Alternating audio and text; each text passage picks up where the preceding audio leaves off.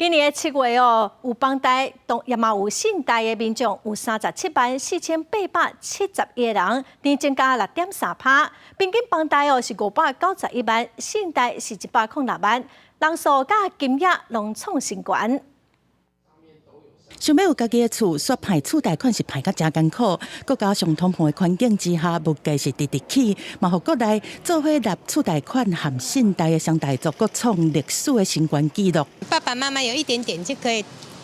付头期款，如果没有的话，完全没有的话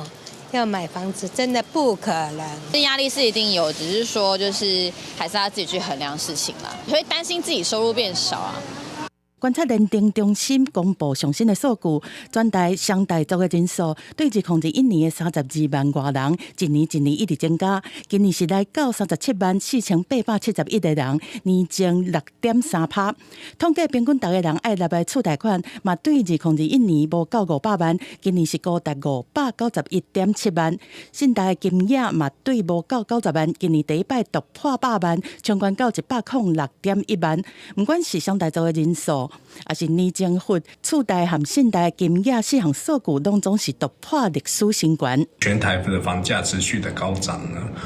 让这个首购族群或是说投资日常族群呢，如果是头期款比较不足的部分，就会利用信贷来补足。通膨的因素影响之下呢，那如果是房贷族群呢，要兼顾生活品质的话，有部分族群会使用信贷呢，来增加自己手中的现金。有专家认为讲，因为央行小连续推出信用管制措施，目前房市的前景不明，呼吁民众爱心性评估财务状况，才袂因为厝贷款、信贷两个做伙来面对还钱违约的风险。记者综合报道。